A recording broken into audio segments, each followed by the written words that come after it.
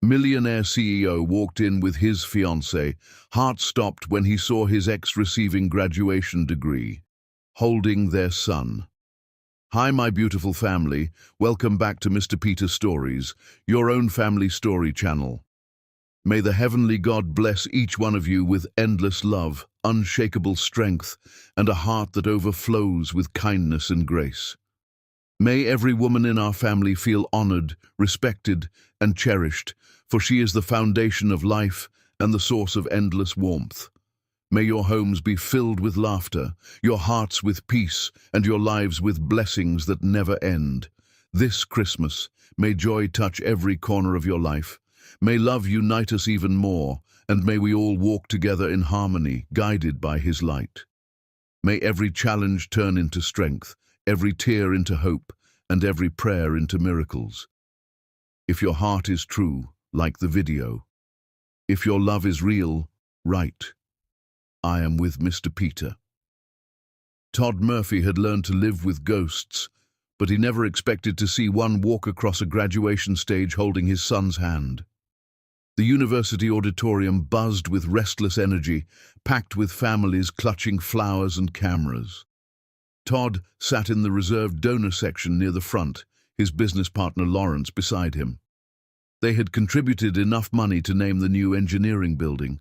Their photographs hung in the administrative hall. Success looked like this now. Expensive suits, reserved seating, names carved into stone. All the trappings of achievement purchased with money that meant nothing. "You seem distracted," Lawrence observed quietly beneath the dean's opening remarks. Todd's jaw tightened. "Just tired." The lie tasted familiar. He had been lying to himself for years now, moving through days like a sleepwalker, building an empire on foundations of cowardice. Work consumed his hours. Acquisitions and mergers filled the spaces where a real life should have been. He was successful by every measure except the ones that actually counted. But today was different. Today, he had made a choice that terrified him more than any business deal ever had.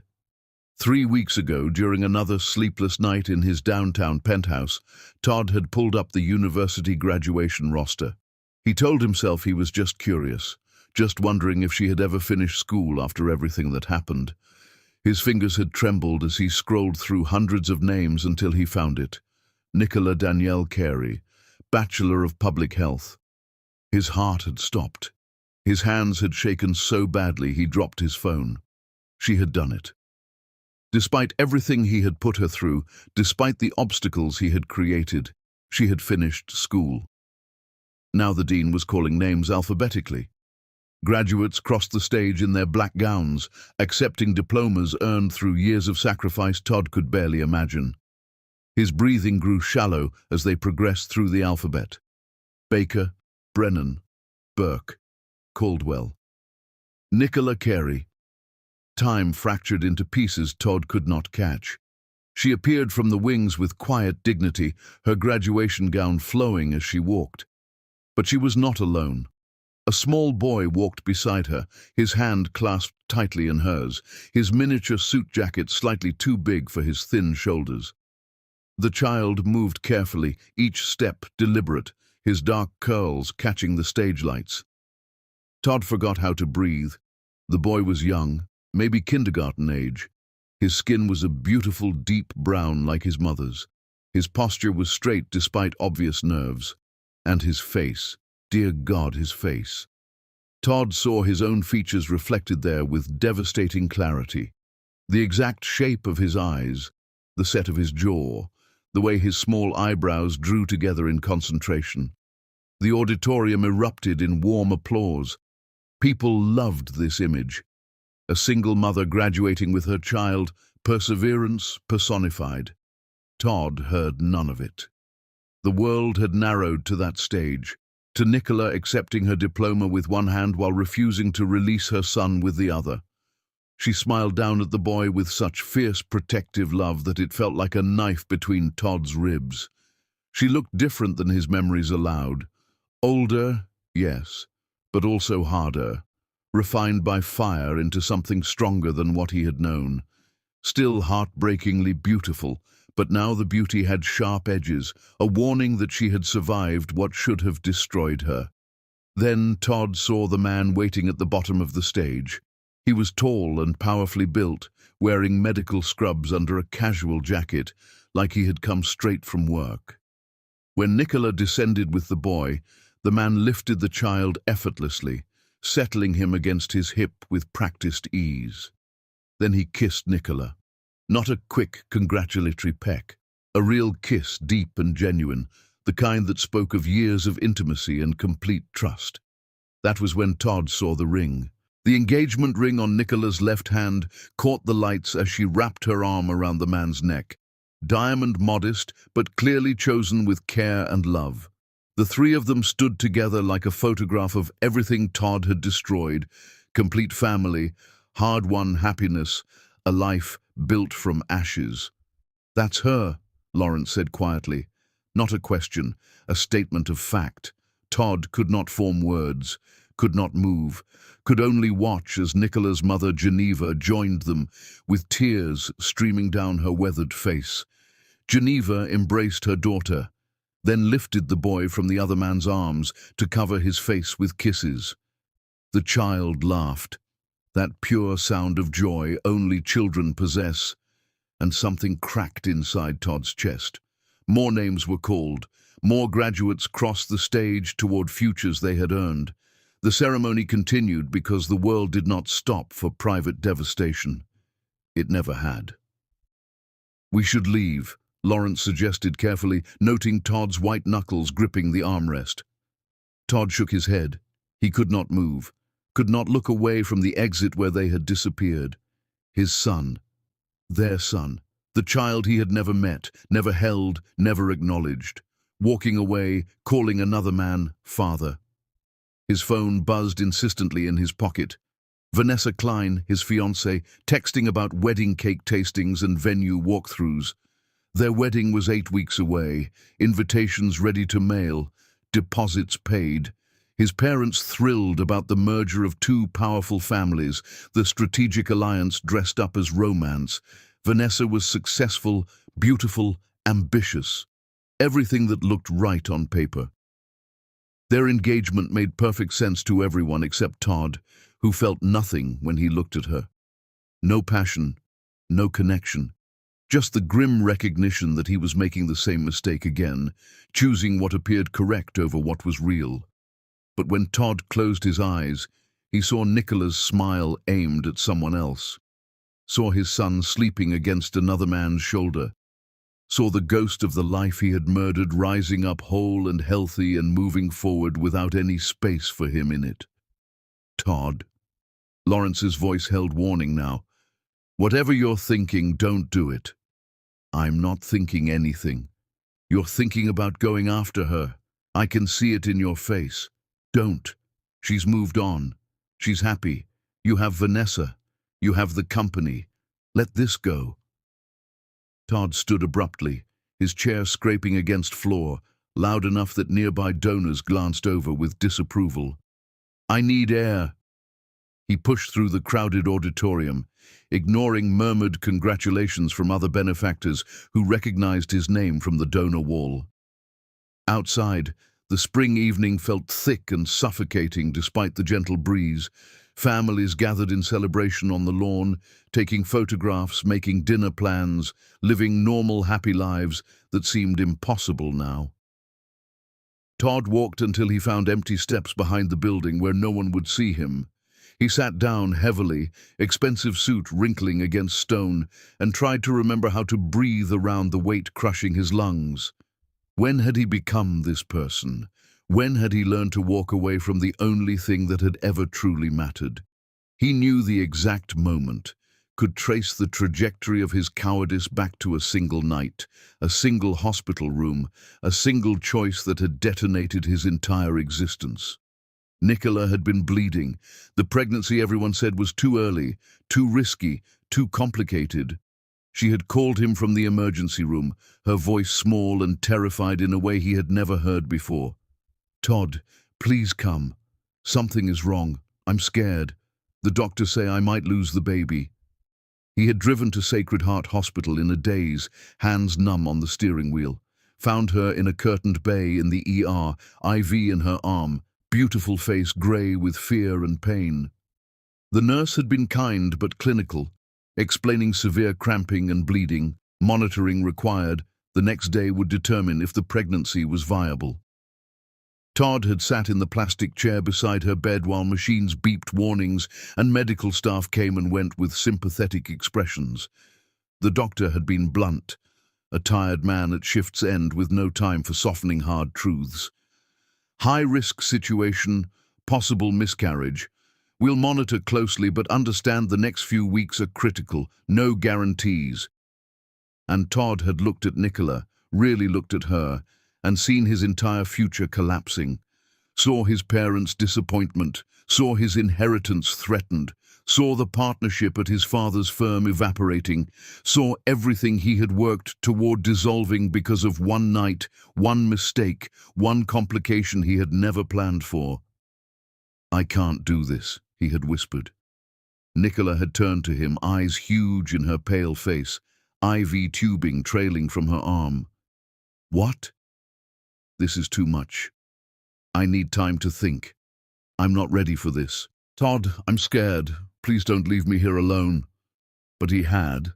He had stood up from that chair while she begged him to stay, walked out of that emergency room while nurses stared, driven home to his apartment and turned off his phone, told himself he just needed space, just needed hours to process everything. The hours became days. Her calls went to voicemail. Her texts piled up unread.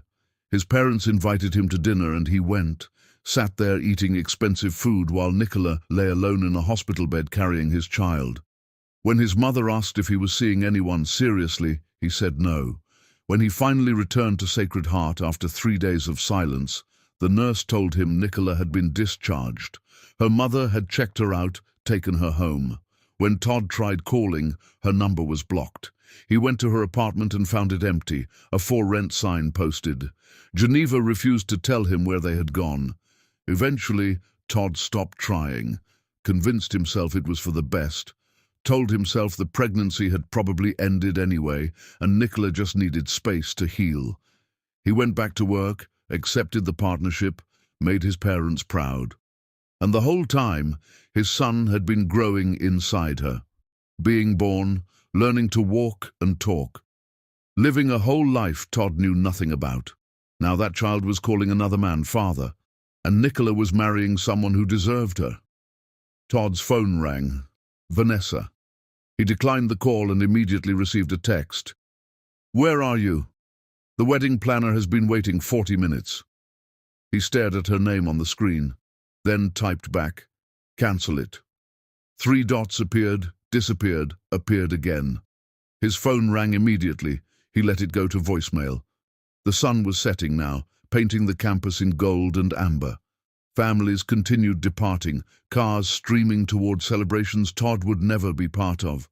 Somewhere in that exodus, Nicola was probably buckling his son into a car seat. Her fiancé was probably driving them to dinner. They were probably laughing, planning their wedding, building the future that should have been Todd's if he had been brave enough to claim it. Lawrence found him an hour later, still on those steps. "Vanessa called me. She says you told her to cancel the wedding." "I did." "Todd, I can't marry her, Lawrence. I don't love her. I'm not sure I even like her. I'm marrying her because she's what my parents want, what looks right, what makes sense on paper. But I can't do it." "And what, you think you're going to get Nicola back, after what you did, after she built a whole life without you?" Lawrence sat beside him, voice gentler now. "Sometimes the punishment for our mistakes is that we have to live with them, that we have to watch other people be happy in the life we should have had." "I know. Then what are you going to do?" Todd looked at his hands, the hands that had signed away his future, that had turned off his phone while Nicola bled, that had chosen cowardice over courage at every turn. "I don't know yet, but I can't keep pretending I'm fine. I can't keep living like this."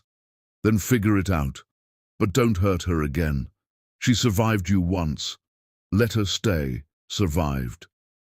After Lawrence left, Todd sat alone in gathering darkness and made a decision that terrified him. He pulled out his phone and dialed a number he had not used in years. The private investigator answered on the second ring. "Raymond Cho." "I need you to find someone," Todd said, his voice steady despite the storm inside him. "I need to know everything about what happened after I left." There was a pause. "This is about a woman." "Yes. You want me to dig up her past. I want you to show me what I destroyed. I want to see every single piece of damage I caused. Can you do that?" Another pause. Then, "It won't be pleasant. I don't deserve pleasant. I deserve to see the truth." 72 hours. I'll send you everything." Todd ended the call and sat in darkness, waiting for judgment he had spent years running from. Somewhere across the city, his son was probably being tucked into bed by a man who had earned that privilege. His son who had his eyes and his mother's strength and another man's last name. And Todd was exactly where he deserved to be. Alone with his ghosts, waiting for the reckoning he could no longer avoid. Chapter 2. The Price of Knowing. The report arrived at 2 in the morning on a Saturday, delivered via encrypted email while Todd sat in his downtown office unable to sleep. He had not gone home since the graduation ceremony 3 days ago, had not answered Vanessa's increasingly furious calls demanding explanation, had not attended the emergency board meeting his father called to discuss his erratic behavior, just sat here in the dark watching city lights and waiting for Raymond Cho to send evidence of his sins. His phone lit up with notification. New email. Subject line: Carey investigation. Complete report. Todd's hands trembled as he opened the attachment. 47 pages, photographs, medical records, financial documents. The systematic destruction of a woman's life laid out in clinical detail for his consumption. He started reading, each word a hammer blow. Subject: Nicola Danielle Carey, born October 19th. Current residence: 2847 Riverside Avenue, apartment 4B. Employment: Community Health Outreach Coordinator, Riverside Medical Center. Annual salary $48,000. Education: Bachelor of Public Health, graduated this spring after 7 years of part-time enrollment. 7 years. Should have taken 4. Todd kept reading, stomach churning. Subject became pregnant during senior year of undergraduate studies. Father of child departed during high-risk pregnancy complications requiring emergency hospitalization. Subject's mother, Geneva Carey, sold personal residence at 1243 Oak Street to cover medical expenses related to pregnancy. Sale price, $195,000. Property had been in Carey family for 32 years. Todd stopped breathing. Geneva's house. The house where Nicola had grown up, where Geneva had planted rose bushes after her husband died, where she had hosted neighborhood barbecues and built memories. Sold to pay for medical bills that existed because Todd had abandoned Nicola in an emergency room. He forced himself to continue reading, even though every word felt like swallowing broken glass. Subject experienced severe preeclampsia at 34 weeks gestation requiring emergency intervention. Emergency cesarean section performed at Sacred Heart Hospital on March 7th. Infant Scott Thomas Carey, born premature at 4 pounds 2 ounces. Spent 17 days in NICU due to respiratory complications and low birth weight. Total medical costs, $243,000. Insurance covered $112,000. Subject and mother Geneva Carey, personally responsible for remaining balance of $131,000. The numbers swam before Todd's eyes. $131,000, more than Geneva's house had sold for. He scrolled down and found payment records stretching back years. Monthly installments of $300, sometimes $400, sometimes just $100, when that was all they could manage. They were still paying it off, still drowning in debt from saving Todd's son's life, while Todd signed contracts and attended charity galas. Subject withdrew from university during final semester due to financial constraints and childcare responsibilities. Resumed part-time enrollment 18 months after giving birth. Worked multiple simultaneous jobs to support child and pay medical debt. Overnight custodian at Riverside Medical Center. Weekend receptionist at dental office. Freelance medical transcription from home. Geneva Carey worked as home health aide despite severe arthritis in both hands to help with childcare and living expenses. Todd's vision blurred. Nicola had scrubbed floors while pregnant, had typed medical notes at 3 in the morning while their son slept, had built a life from absolute nothing while Todd complained about the stress of managing quarterly reports. Geneva had worked despite hands twisted with arthritis, bathing and feeding elderly patients to earn money for her daughter and grandson. The report included photographs. Todd clicked through them knowing each image would destroy him further. Nicola's old apartment building, paint peeling, bars on windows, trash overflowing from dumpsters. The dental office where she had worked weekends, squeezed between a liquor store and a check-cashing place in a neighborhood where people went because they had no better options. Geneva's hands, gnarled and swollen, still changing diapers for patients because her daughter needed help. Then the hospital records. Scott's NICU stay documented in painful detail. Respiratory distress syndrome, feeding tube, oxygen support, phototherapy for jaundice, day-by-day notes charting a tiny baby's fight for survival, mother present at all times, the note said, sleeps in chair beside incubator, asks detailed questions about every medication and procedure. Father, unknown, unknown, as if Todd had never existed. As if his son had been born from Nicola's will alone, with no biological father to acknowledge or claim him. More photographs followed.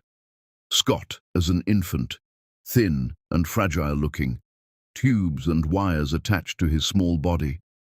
Scott as a toddler, healthier now, but still small for his age.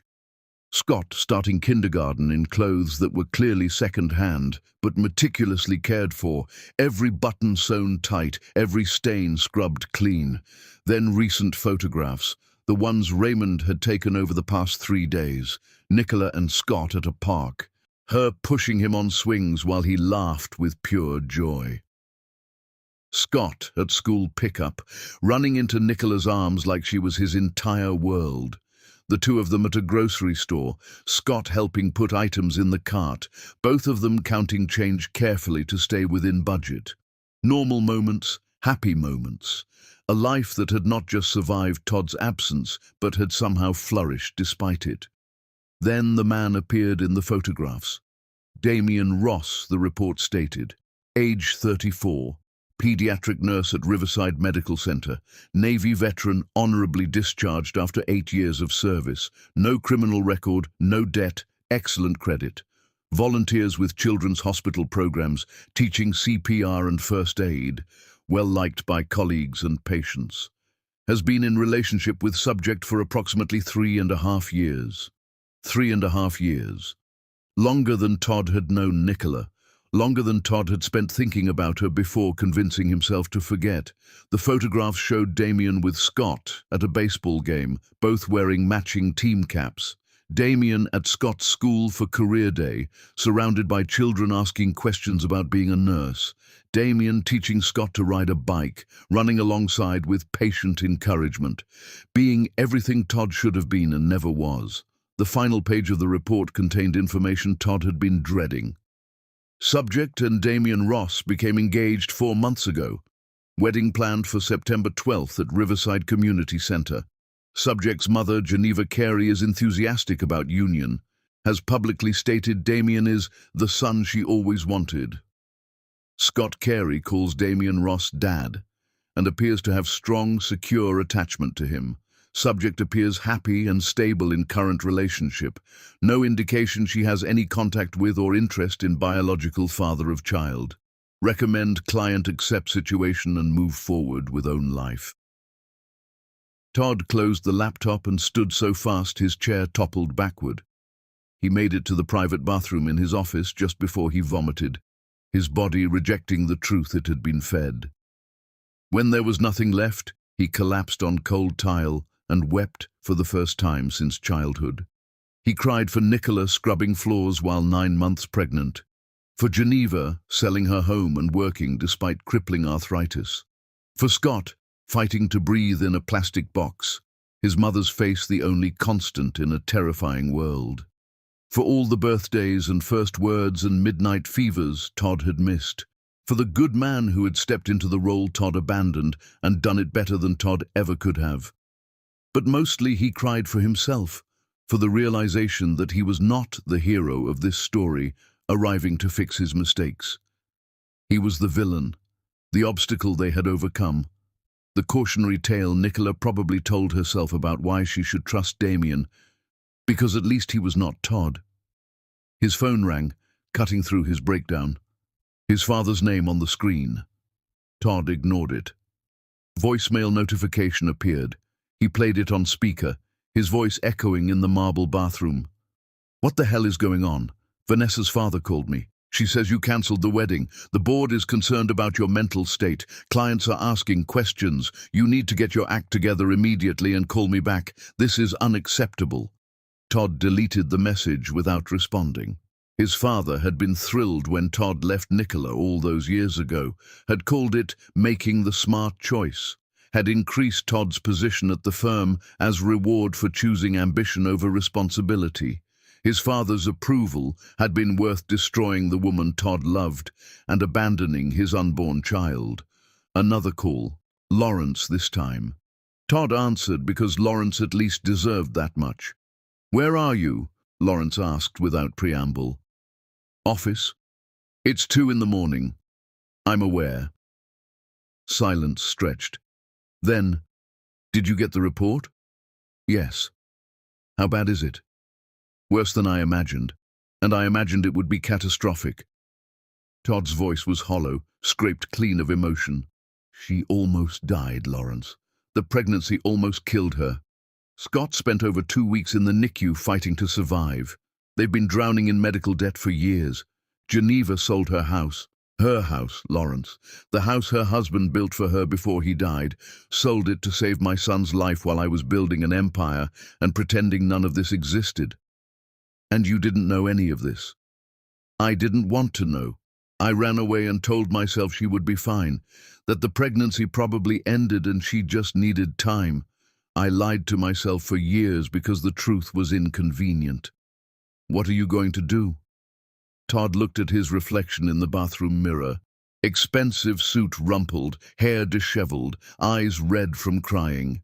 He looked like what he was, a man who had lost the right to call himself a man. "I'm going to see her." "Todd, no, that's a terrible idea. She's moved on. She's getting married. Your son has a father who shows up for him. What do you think showing up now will accomplish?" "I don't know. But I can't just do nothing. I can't let them disappear into a life I know nothing about." "Why not?" "That's exactly what you did before. You disappeared on them. Why is it different now?" The question hit like a physical blow because Lawrence was right. Todd had walked away, had made that choice deliberately and repeatedly, and now he wanted to barge back in because he felt guilty, because seeing them happy made him realize what he had lost. "I need to apologize," Todd said finally. "I need her to know that I know what I did, that I understand I destroyed everything." "And you think that will make you feel better?" The accusation stung because it was completely true. This was about Todd's guilt, Todd's pain, Todd's need for absolution, just like everything else he had ever done. "No," Todd admitted, "but I have to try anyway." Lawrence sighed deeply. "Then don't go to her house, don't ambush her. If you really want to do this, at least give her warning. Let her decide if she wants to see you. Write her a letter. Tell her you saw her at graduation. Tell her you know about Scott. Ask if she would be willing to meet. And if she says no, you respect that. You leave her alone. Can you do that?" Todd did not know if he could. The urge to drive to Riverside Avenue right now, to knock on her door and force her to listen, was overwhelming, but forcing Nicola to do anything was what had started this nightmare. "I'll write a letter," he said. After hanging up, Todd sat at his desk with blank paper in front of him for over an hour. How did you apologize for destroying someone's life? How did you fit years of regret into words that would not sound hollow and self-serving? Finally, he began to write, his hand shaking so badly the letters came out jagged and desperate. "Nicola, I saw you at graduation. I saw Scott. I know I have no right to contact you after what I did. I know I lost any claim to you or to our son when I walked out of that hospital room years ago. But I need you to know that I understand now. I hired someone to find out what happened after I left, and I have spent the past few hours reading about every sacrifice you made, every obstacle you overcame, every way my cowardice nearly destroyed you. I am not asking for forgiveness. I don't deserve that. I am not asking to be part of your life. You clearly built something beautiful without me. I just need you to know that I am sorry, that I was wrong about everything, that abandoning you is the worst thing I have ever done, and I will carry that weight until I die. If you are willing to meet with me, even for 5 minutes, I would be grateful beyond words. If not, I will respect your decision and never contact you again. Todd." He read it 3 times, hating how inadequate every word sounded, then sealed it in an envelope before he could change his mind. Drove to Riverside Avenue at 3 in the morning and left it in her mailbox, his hands shaking so badly he nearly dropped it. Then he went home to his empty penthouse and waited for judgment he no longer had any right to avoid. Chapter 3. The Confrontation.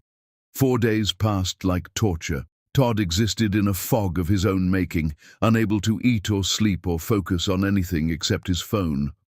Waiting for Nicola's name to appear, waiting for acknowledgement or condemnation or anything except this suffocating silence. His father showed up at his penthouse on the 3rd day, letting himself in with the spare key Todd had foolishly provided years ago. "What is wrong with you?" His father's voice echoed through the marble foyer. "Vanessa's family is threatening lawsuit. The board voted to suspend you pending psychological evaluation. Clients are pulling contracts. You're destroying everything I built." Todd looked up from where he sat on his couch, still wearing yesterday's clothes. "Everything you built. Not me, you. And you know what? I don't care. Sell the company, fire me. Do whatever you need to do. I'm done pretending any of it matters." His father's face went purple with rage. "This is about that woman, isn't it? The one who got pregnant and tried to trap you. I told you walking away from her was the smart choice. I told you she would ruin your life if you let her. Her name is Nicola, and she never tried to trap anyone. She got pregnant and I abandoned her in a hospital room while she was bleeding and terrified. That's the truth you never wanted to hear. I'm a coward who chose his inheritance over the woman he loved and the child she was carrying, and you rewarded me for it. I saved you from making the biggest mistake of your life? No, you helped me make the biggest mistake of my life, and I hate you for it, almost as much as I hate myself." His father stared at him like he was a stranger. "You're having some kind of breakdown. You need help. I need you to leave, and don't come back. We're done." After his father left, slamming the door hard enough to rattle windows, Todd sat in silence, wondering if burning every bridge was liberation or just another form of cowardice. Either way, it changed nothing. Nicola still had not responded to his letter. On the 5th day, his phone finally rang with an unknown number. Todd answered before the 2nd ring. "Hello?" Silence. Then a woman's voice, hard and cold as winter. "This is Geneva Carey." Todd's heart stopped. Nicola's mother, the woman whose house he had cost. "Geneva, do not speak. Just listen." Geneva's voice could have cut diamond. "My daughter received your letter. She cried for 2 hours after reading it." 2 hours, Todd. Do you understand what that means? You hurt her again. Even your apology hurt her. "I'm sorry, I didn't mean—" "I said do not speak." The command in her voice made Todd's mouth snap shut. "I told Nicola to burn that letter and forget you exist. I told her you don't deserve 5 seconds of her time, let alone a meeting. I told her that you had your chance years ago and you walked away, and now she should let you live with that choice forever. Do you know what she said? Todd could barely whisper. What? She said she needs to see you, one time, to say things she has needed to say for years. So against my better judgment, against every instinct I have, I am calling to tell you where and when. But hear me clearly, Todd Murphy. If you hurt my daughter again, if you say one single thing that makes her cry, if you bring any more pain into her life, I will make it my life's mission to destroy everything you have left. Do you understand me? Yes. Saturday, 10 in the morning, Riverside Park, North Entrance. Nicola will meet you there. Come alone. Do not be late, and do not expect anything from her except what you deserve. The line went dead. Todd sat motionless for a long moment, Geneva's words echoing in his empty rooms. Nicola had cried for 2 hours. His letter, his attempt to express remorse, had only caused more damage. Of course it had. Everything he touched turned to ash.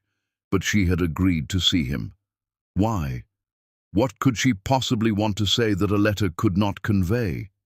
Unless she needed to tell him face to face exactly how much she hated him. Maybe that was what this was. A chance for her to unleash years of justified rage while he stood there and took it. He deserved that. Deserved worse than that. Saturday morning arrived with agonizing slowness. Todd had not slept more than a few hours total since Geneva's call. He wore jeans and a simple shirt. Nothing expensive or showy.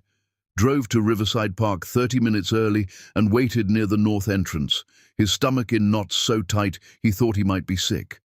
At exactly 10, he saw her walking up the path.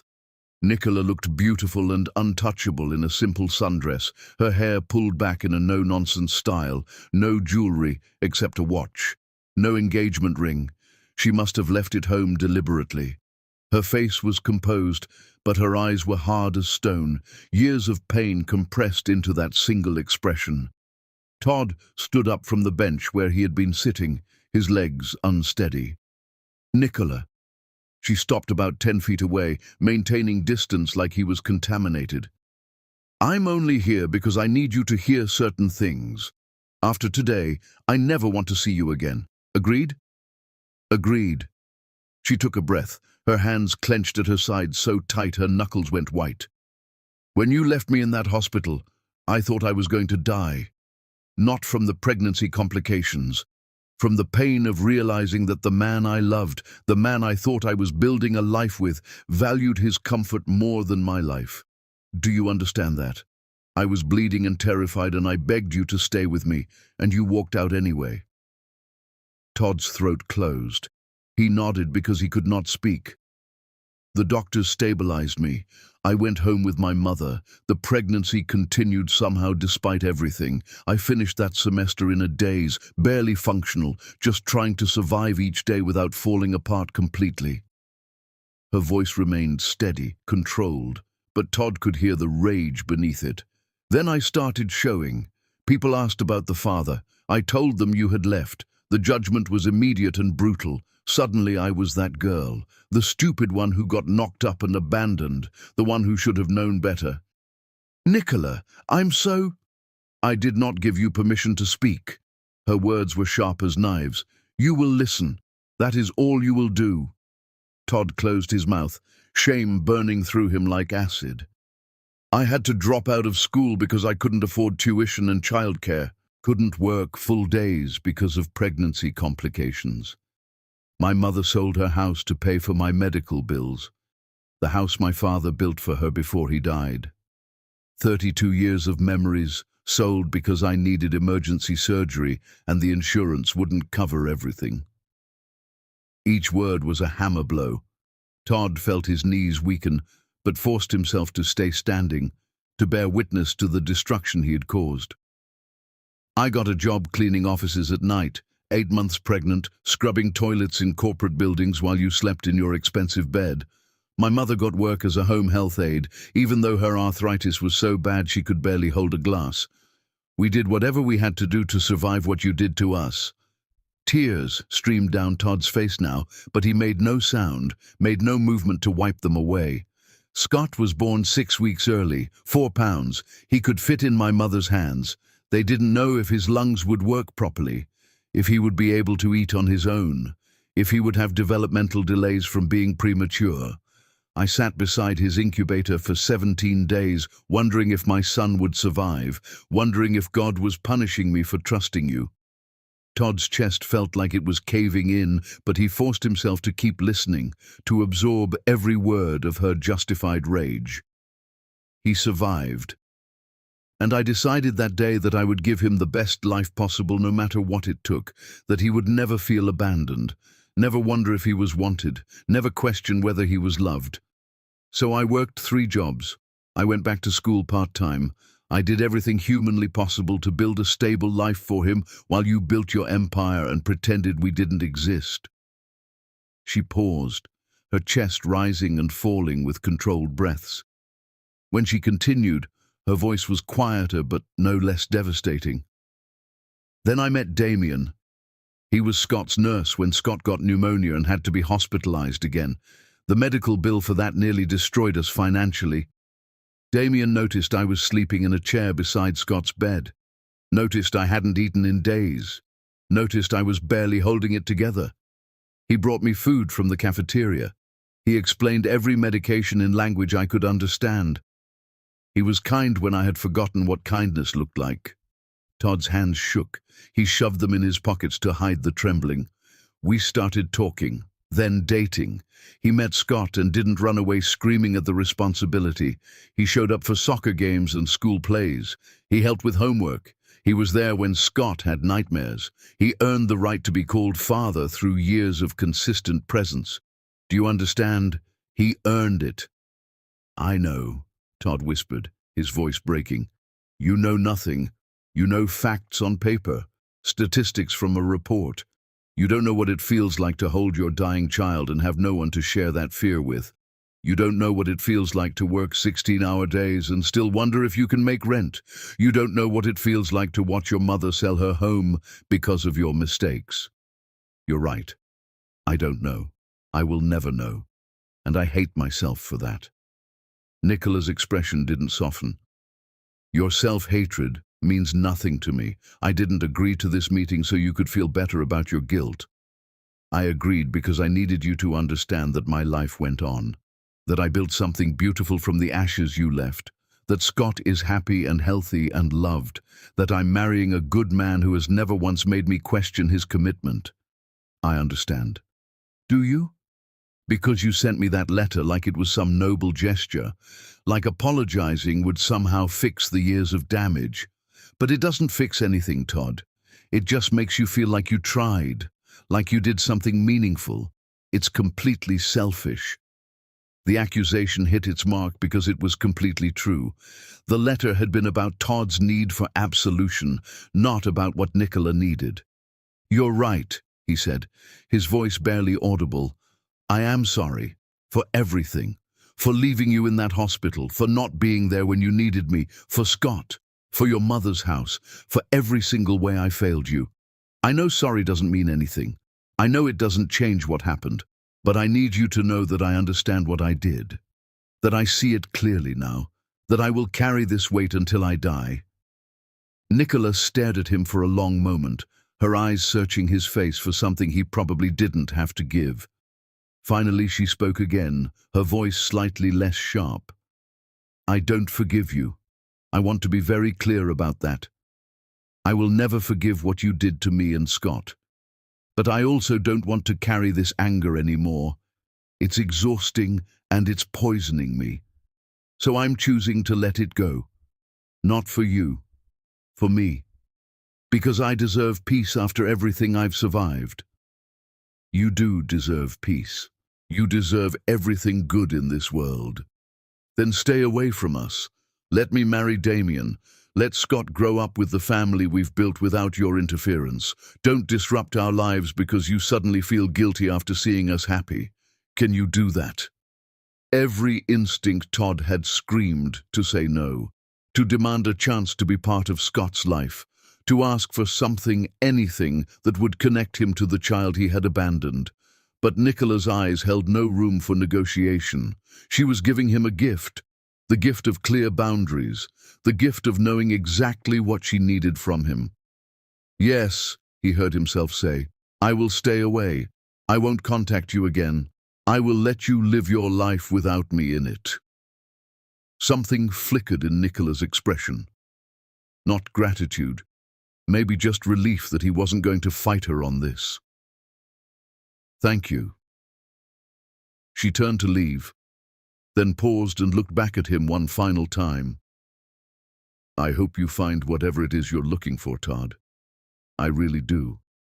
But you won't find it with us. We're done."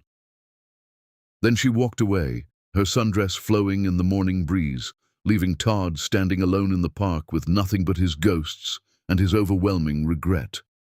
He watched until she disappeared from sight, then collapsed back onto the bench and buried his face in his hands. She was right about everything. The letter had been selfish. His guilt was useless. His apology changed nothing. But walking away now, truly walking away forever, felt like dying. His phone buzzed. Lawrence calling. Todd answered with shaking hands. "How did it go?" Lawrence asked carefully. "She told me to stay away. To let her marry Damien. To leave them alone completely." "And what did you say?" "I said yes." Silence stretched. Then, "You're really going to walk away? Just like that?" "What choice do I have? She deserves to be happy. Scott deserves to grow up without my mess complicating everything. I owe them that much at minimum." "Okay, then come back to work. Rebuild your life. Try to move forward somehow." But Todd didn't go back to work. He went home and stared at the walls of his penthouse and wondered how you were supposed to move forward when you had just agreed to amputate the only part of yourself that had ever truly mattered. Chapter 4. The spiral 6 weeks passed in a haze of self-destruction Todd barely recognized as his own life. His father had followed through on threats to sell the company, spinning Todd's departure as early retirement due to health concerns.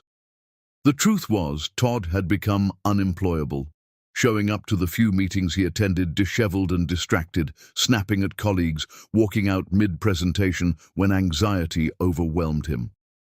Vanessa had moved on with impressive speed, her engagement to a partner at her law firm announced in the business section within a month. Todd felt nothing when he read it except vague relief that she had escaped him before he could ruin her life too. She deserved someone who could actually love her instead of just going through motions.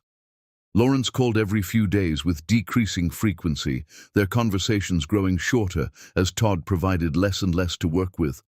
What was there to say? He was drowning in plain sight and everyone could see it, but no one knew how to throw him a rope that he would actually grab. Todd spent his days driving aimlessly through the city, always somehow ending up near Riverside Avenue. Even though he had promised Nicola he would stay away, he never got out of his car, never approached her building, just parked down the street where he could see her apartment and sat there for hours like some pathetic stalker, watching for glimpses of the life he was not allowed to be part of. He saw Damien's car there most evenings, saw lights go on in what must be Scott's bedroom, saw shadows moving behind curtains, a family going through normal routines, while Todd sat alone in darkness cataloguing his failures. On a Wednesday afternoon, 6 weeks after the park meeting, Todd found himself parked outside Scott's elementary school.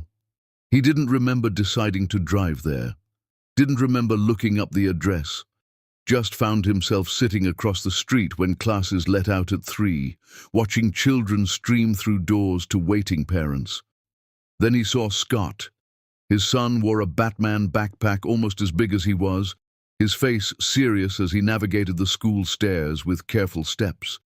A teacher said something that made Scott smile, a bright, beautiful smile that looked exactly like Nicola's. And Todd's chest compressed painfully with the weight of everything he had missed and would continue missing forever. Then Damien appeared, moving through the crowd of parents with easy confidence, He wore scrubs from his shift at the hospital, probably came straight from work to be here for pickup. Scott saw him, and his whole face transformed with pure joy.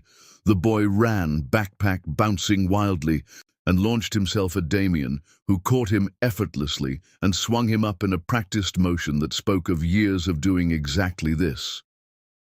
"How was your day, buddy?" Damien asked, settling Scott on his hip. "Bobby took my pencil again, but I didn't hit him this time. I used my words like you taught me." "That's my guy. I'm proud of you for making good choices." They walked toward the parking lot, Scott chattering about his day, while Damien listened with complete attention, asking follow-up questions, making Scott laugh with some joke Todd couldn't hear. Todd watched them get into a modest sedan, watched Damien buckle Scott carefully into his car seat with the efficiency of someone who had done this thousands of times, watched them drive away toward home and dinner and homework and all the normal, beautiful moments of family life. Something broke in Todd then. Some final thread of hope or delusion snapped and left him gasping in his car, hands gripping the steering wheel until his knuckles went white. He was not part of this. Would never be part of this. Scott had a father who showed up every single day, who knew his favorite teachers and his problems with Bobby, and exactly how tight to buckle the car seat straps. Todd was nothing. A biological accident. A source of genetic material and absolutely nothing more. He drove to a liquor store and bought a bottle of whiskey with shaking hands. Went back to his penthouse and started drinking with the methodical purpose of someone trying to drown things that refused to die no matter how deep you pushed them. His phone rang constantly. Lawrence, his mother calling to berate him about embarrassing the family. His lawyer wanting signatures on dissolution paperwork. He ignored all of it and drank until the room spun, and his thoughts finally blurred enough to provide some relief from the constant ache. Somewhere around his 8th drink, Todd pulled out his phone and stared at Nicola's contact information. The number he had programmed in years ago when they were happy and planning a future, the number he had never deleted despite blocking hers. His finger hovered over the call button. "Don't do it," his rapidly fading sober mind warned. "You promised. You told her you would stay away." But the drunk part of him, the broken, desperate part, didn't care about promises anymore. Didn't care about boundaries or respect or doing the right thing. Just needed to hear her voice. Needed some connection to the only thing that had ever mattered. He called. The phone rang 3 times. Then a male voice answered. "Hello?" "Damien." Of course Damien answered. It was his life now, his family. Todd's voice came out slurred, pathetic. "I need to talk to Nicola." "Who is this?" Todd Murphy. "I need to talk to her." Silence. Then Damien's voice went cold and hard. "She asked you to stay away." "I know, but I need to tell her I'm sorry again. I need her to know that You need to stop calling." Damien's voice was firm but not cruel. Professional, like he was dealing with a difficult patient. "You're upsetting her. She cried after your meeting in the park. She's finally happy and stable. Don't ruin that because you feel guilty." "I saw Scott today. At school. He looks so much like her. He's so—" The silence that followed was dangerous and sharp. "You were at his school." Damien's voice had shifted now, protective anger replacing clinical patience. "You're watching my son's school. He's my son too." "No." The word came out like a gunshot. "You donated genetic material. That doesn't make you a father. A father is someone who shows up every single day, who changes diapers at 3 in the morning and sits through doctor appointments and reads the same bedtime story 50 times because his kid loves it, who loves unconditionally without hesitation or second-guessing. You're not that. You will never be that." Each word landed like a physical blow because they were completely, devastatingly true. "If I see you near Scott's school again, I'm calling the police. If you contact Nicola one more time, I'm getting a restraining order. Leave my family alone. They've been through enough because of you." The line went dead. Todd sat in his dark penthouse holding the phone, Damien's words echoing in empty rooms. My family. Not Todd's family. Damien's. Because Damien had earned that right through years of showing up while Todd had run away from it. The bottle of whiskey sat half empty on the coffee table. Todd reached for it again, but his hand stopped midway. Getting drunk wouldn't fix this. Nothing would fix this. He had destroyed his life, and now he had to live in the ruins he had created. His phone buzzed with a text from an unknown number. He opened it with shaking hands, the screen blurring slightly from alcohol. This is Nicola. Damien told me you called drunk and mentioned being at Scott's school. I'm asking you one more time. Please leave us alone. I know you're hurting. I know you have regrets, but your pain doesn't give you the right to disrupt our peace.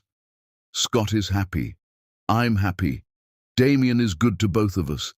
If you ever cared about me, if you ever cared about our son, you will respect our boundaries and move on with your life. Below the message was a photo. Nicola, Damien, and Scott at the beach. Scott building an elaborate sandcastle, Damien kneeling beside him, helping dig moats. Nicola laughing at something one of them said, her head thrown back with genuine joy. A perfect moment of happiness and family wholeness.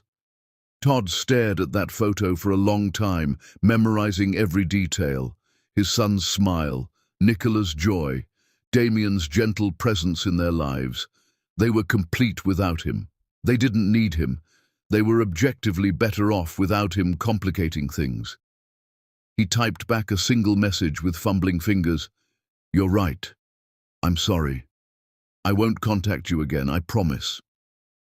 Then he blocked her number before he could change his mind in another moment of weakness. Blocked Damien's number. Deleted the photos he had screenshotted from the investigator's report months ago. Removed every digital trace of them from his phone like maybe that would help him forget. It wouldn't. He knew that with absolute certainty, but it was all he had left to give them, his absence. The next morning, fighting through the worst hangover of his life, Todd called his lawyer and did something he should have done years ago. He set up an irrevocable trust fund for Scott. Money that would pay for college, medical expenses, whatever the boy needed throughout his life. But it was completely anonymous. Scott would never know it came from Todd, would never feel obligated or burdened by it, would just have resources available when he needed them. It wasn't enough, could never be enough to make up for everything, but it was something concrete he could do that wouldn't disrupt their lives. Then Todd packed a single bag and drove out of the city without telling anyone where he was going, just drove until buildings turned to fields, until he couldn't recognize any landmarks. He rented a cabin in a small mountain town hundreds of miles away and sat there in crushing silence trying to figure out how to live with himself. Lawrence found him anyway 3 weeks later, showing up at the cabin with groceries and concern etched deep in his weathered face. You can't just disappear, Lawrence said, unpacking food onto the dusty kitchen counter. Your mother is threatening to call police.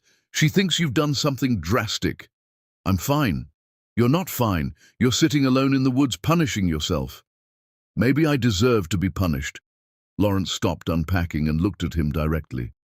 What you did was terrible, probably unforgivable, but destroying yourself now doesn't help anyone. Not Nicola, not Scott, not even you.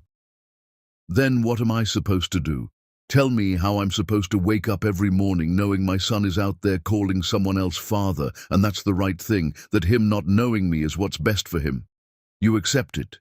You accept that you can't fix this, that some mistakes are permanent, and then you find a way to live anyway, to be better than you were, to make sure you never hurt anyone like this again.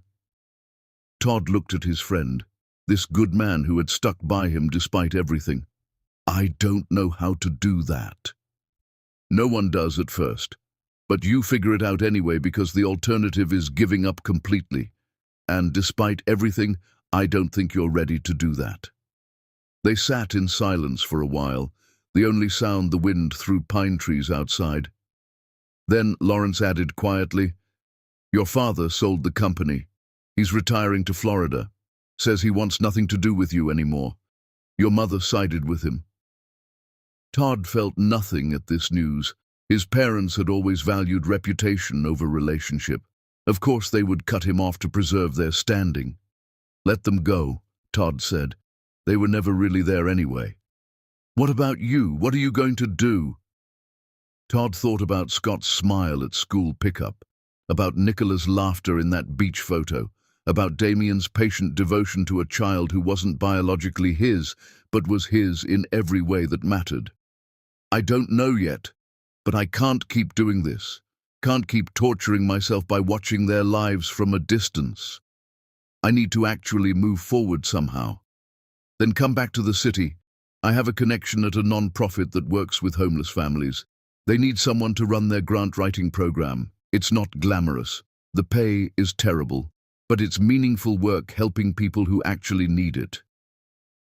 Todd considered this, working to help other families even though he had destroyed his own. It felt appropriate somehow, penance disguised as employment. "Okay," he said, "I'll do it."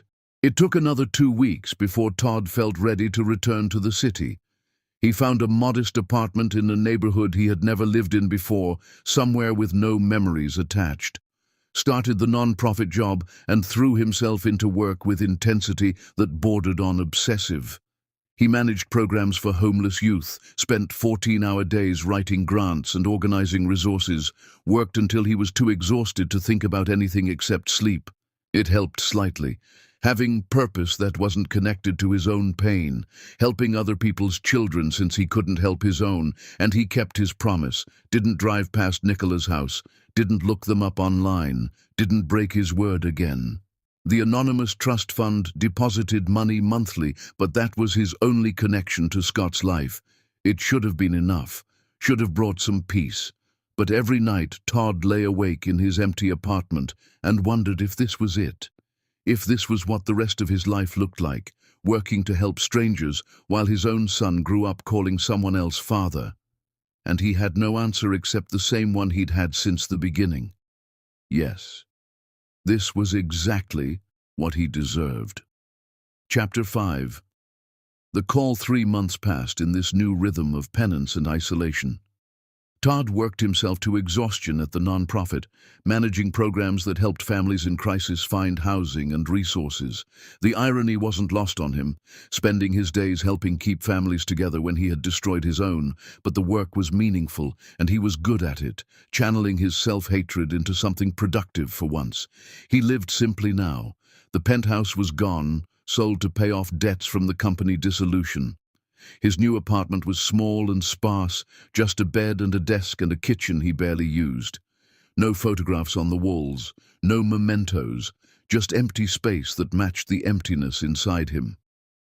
Lawrence visited occasionally, checking on him like someone monitoring a patient they weren't sure would survive. They didn't talk about Nicola or Scott. There was nothing left to say on that front.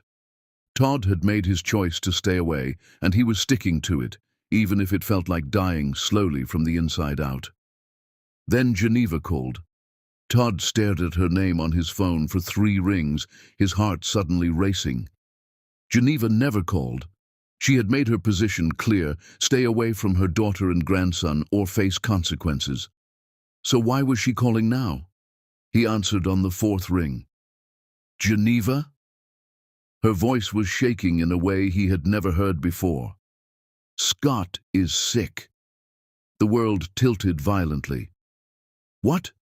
"He's been in the hospital for 3 days. They can't figure out what's wrong. High fever that won't break. Trouble breathing. Fatigue so severe he can barely stay awake. Nicola hasn't left his side. Damien is working double shifts trying to pay for specialists who keep running tests that show nothing." Todd was already grabbing his keys, his hands suddenly cold and numb.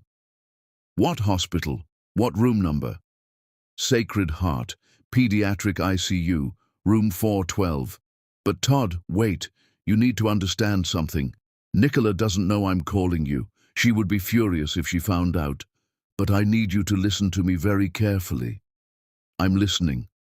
"The doctors finally figured out what's wrong. Scott has a rare blood disorder. He needs a bone marrow transplant. They found a match through the registry, but the donor family is demanding $200,000 to go through with it.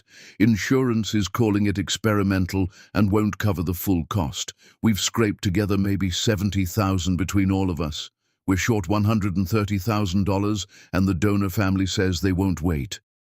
Todd was already in his car, phone on speaker as he started the engine. "Give me the hospital administrator's contact information. I'll wire the money today, right now, whatever they need." "Todd, wait. You can't just show up there. Nicola thinks she can handle this herself.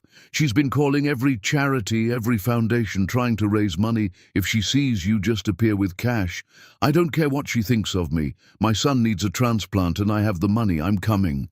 If you do this, there's no staying anonymous anymore. She'll know you paid for it. She'll know you were involved. Good. Let her know. Let her hate me for it if that's what she needs. As long as Scott gets what he needs, I don't care about anything else." He could hear Geneva breathing heavily on the other end of the line. "You've changed." "No. I just finally understand what matters. And it's not my pride or my comfort or my need to be forgiven. It's making sure my son survives." Geneva was quiet for a long moment. "Sacred Heart Hospital, Pediatric ICU, room 412. I'll tell the staff you're coming to handle payment. But Todd, Damien is going to be there, and he's not going to be happy to see you." "I know. I'll deal with it." He hung up and immediately called his bank while driving 20 miles over the speed limit toward the hospital. The bank manager tried to verify the legitimacy, tried to warn him about potential scams, but Todd didn't care about due diligence or protecting himself. If there was even a chance this was real, even a chance Scott needed this money, he would pay it 10 times over without hesitation. "Wire $150,000 to Sacred Heart Hospital's account immediately," he told the manager. "Mark it for Scott Carey's medical expenses. I want confirmation within the hour that it's been received." Sacred Heart Hospital looked exactly the same as it had years ago when Nicola had lain in an emergency room bed bleeding and terrified while Todd walked away. The same automatic doors, the same antiseptic smell, the same oppressive feeling that lives hung in balance here. Todd's hands shook as he crossed the lobby toward the elevators.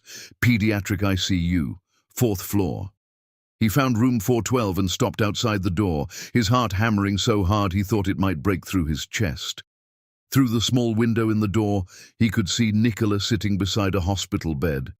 Scott lay there looking impossibly small and fragile, oxygen tubes in his nose, IV lines snaking from his thin arms, monitors beeping rhythmically beside him. Nicola held his hand and talked to him quietly, her face drawn with exhaustion and fear that aged her years. Damien stood on the other side of the bed, his hand on Nicola's shoulder, both of them focused entirely on the child between them, a family in crisis, united in fear and love and determination to save their son. Todd raised his hand to knock, then hesitated. This was their moment, their family, their crisis. He had no right to intrude on this private pain. But Scott was his son too, biology aside, and he had money that could help when nothing else could. He knocked before he could talk himself out of it. Damien looked up first. His expression went from tired to furious in an instant when he recognized Todd through the window. He said something sharp to Nicola and moved toward the door, clearly intending to block Todd's entry and probably throw him out physically if necessary. But before Damien reached it, the door opened and Geneva stood there. "Let him in," she said firmly, her voice brooking no argument. "Geneva, what the hell?" Damien started. "I called him. Scott needs that transplant. Todd has the money. Let him in." Damien's jaw clenched so tight Todd could see muscles jumping, but he stepped aside. Todd entered the room and his entire world narrowed to the small figure in that hospital bed. Scott looked even more fragile than he had in the NICU photos from years ago, even more vulnerable than when Todd had watched him at school pickup. His breathing was labored despite the oxygen. His skin had a grayish pallor that made Todd's stomach turn violently. He was so young, so small, and he was fighting for his life while Todd had been sitting in his apartment wallowing in self-pity. Nicola stood up slowly, her eyes meeting Todd's across the room. She looked destroyed, hollow, like she had been crying for days and had no tears left to give. "What are you doing here?" Her voice was barely a whisper, scraped raw from emotion. "Geneva called me, told me about the transplant. I've already wired the money to the hospital. Whatever you need beyond that, I'll pay for it. Specialists, experimental treatments, anything. Just tell me what Scott needs." Something flickered in Nicola's expression. Not gratitude. Something far more complicated and painful. "We don't need your money," Damien said, his voice tight with barely controlled anger. "We can handle this ourselves."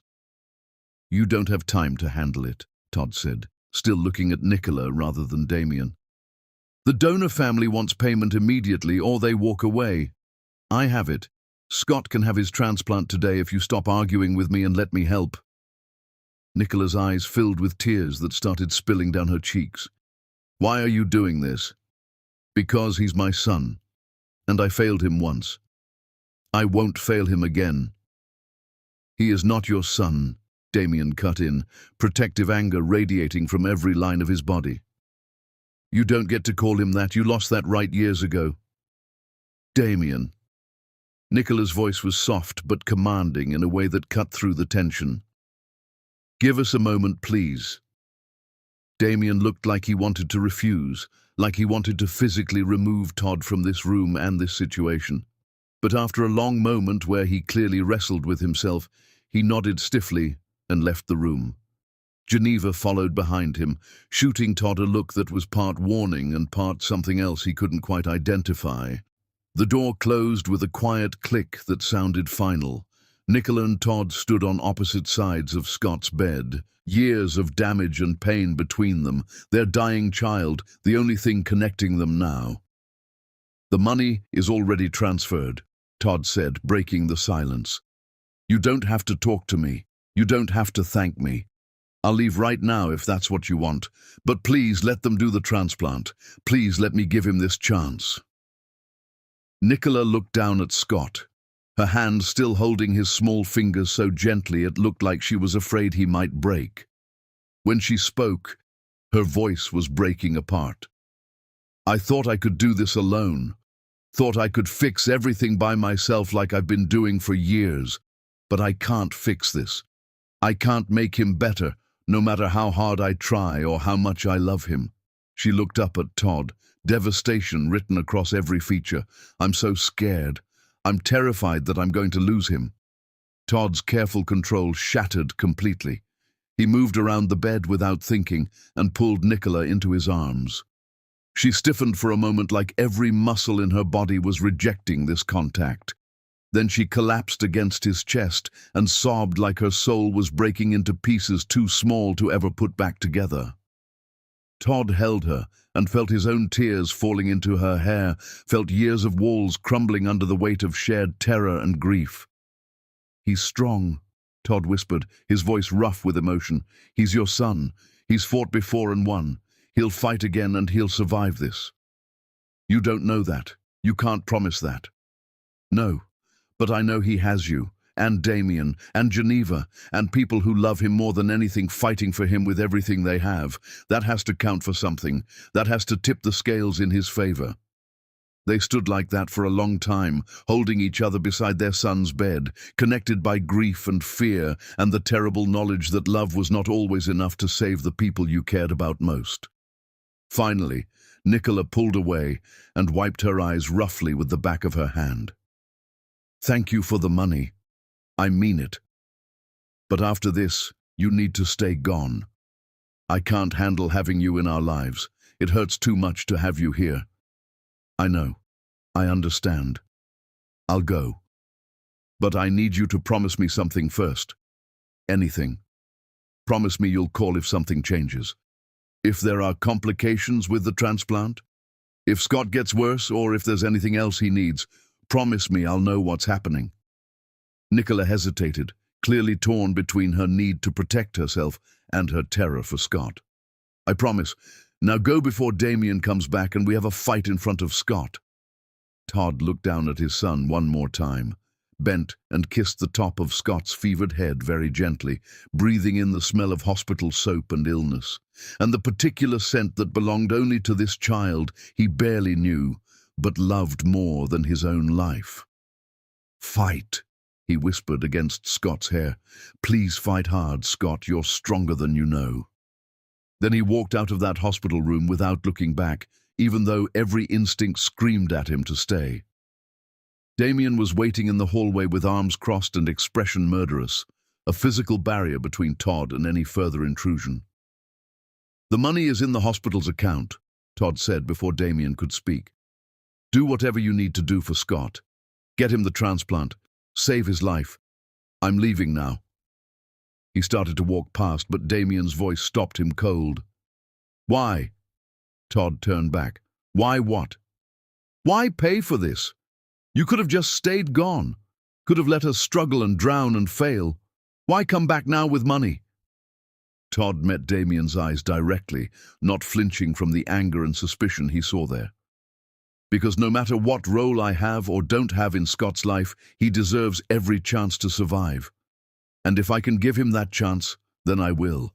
Every single time. No matter what it costs me." Something shifted in Damien's expression. Not forgiveness, not acceptance, just a slight softening, a recognition that maybe Todd was marginally less terrible than Damien had believed. "If he makes it through this," Damien said quietly, his voice rough with emotion he was trying to control, "it will be because of you. I need you to know that. I hate that it's true, but it is true." Todd nodded once, his throat too tight for words. Then he walked away before he could break down completely. Got in his car and drove back to his empty apartment while his son fought for his life in a hospital bed. 200 miles might as well have been 200,000 miles for how far away Todd felt, and he waited again, just like he always did, waiting for news, waiting for judgment, waiting to find out if his son would survive. Chapter 6. The Vigil. Scott survived the transplant surgery. Geneva called Todd 3 days later with the news. Her voice was thick with relief and exhaustion. The surgery had been successful. Scott's body was accepting the donor cells. He was still in critical condition, but the doctors were cautiously optimistic about his recovery. Each day he grew slightly stronger, slightly more stable. Todd sat on the floor of his apartment and wept with relief so intense it felt like being torn apart and reconstructed simultaneously. "Thank you for calling," he managed when he could speak again. "Please keep me updated. I need to know how he's doing." "I will." "And Todd? Nicola doesn't know I'm doing this. She thinks you're gone for good like you promised. I'm only telling you because you deserve to know your money saved him. But you need to stay away. Let them breathe and recover without complications." "I understand. I won't come back. Just tell me if anything changes." But Todd couldn't truly stay away. Not completely. He started making the drive back to the city twice a week, parking outside Sacred Heart Hospital for hours at a time. He never went inside, never tried to see Scott or Nicola or demand updates. Just sat there in his car, knowing his son was in that building somewhere, getting stronger every day, surviving against odds that should have destroyed him. Lawrence found out about these visits, of course. Lawrence always found out somehow. "This isn't healthy," Lawrence said one cold afternoon, sliding into the passenger seat of Todd's car, where it was parked across from the hospital. "You're torturing yourself for no reason." "I just need to be near him. He doesn't know you're here. This doesn't help him at all. It only hurts you." "I know, but I can't stop. I can't just sit in my apartment pretending he doesn't exist when he's right here fighting to survive." They sat in silence for a while, watching hospital staff come and go through automatic doors. Then Lawrence said quietly, "The non-profit wants to offer you a full-time director position, significant salary increase, good benefits, a real reason to stay in one place and build something positive with your life." "I don't want to build anything. I just want my son to be okay." "He is okay. He's recovering. The transplant worked. You gave him that gift. But now you need to let him go live his life while you figure out how to live yours." Todd knew Lawrence was right, knew this obsessive watching was pathological and unhealthy, and solved nothing. But knowing something and changing it were different countries separated by an ocean he didn't know how to cross. Then one afternoon in late autumn, Todd was sitting in his usual spot outside the hospital when he saw them emerge through the doors. Nicola pushed Scott in a wheelchair, bundled in blankets despite the mild weather. Damien walked beside them, carrying balloons and a stuffed elephant. Scott looked thin and tired, but gloriously, impossibly alive. His eyes were clear, his skin had color again. He was smiling at something Nicola said. They were taking him home. He had survived. Todd watched them load Scott carefully into Damien's car, watched Nicola fuss over his seatbelt and blankets with the fierce protective love only mothers possess, watched Damien rest his hand on her back in a gesture of quiet support and partnership. Then they drove away toward their life together, and Todd started his car to follow at a distance, unable to help himself, even though he knew it crossed lines that should never be crossed.